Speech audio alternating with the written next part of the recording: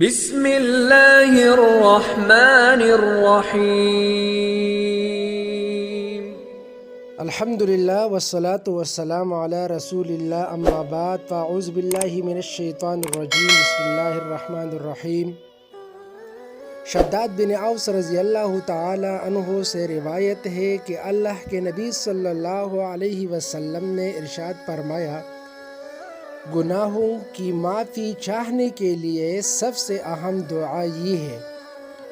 اللہم انت ربی لا الہ الا انت خلقتنی وانا عبدک وانا علی عہدک ووعدک ما استطعت،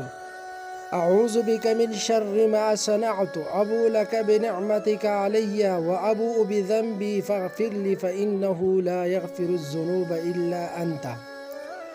جس آدمی نے صبح کو صدق دل سے یہ دعا کی اور اسی روز شام سے پہلے وفات پا گیا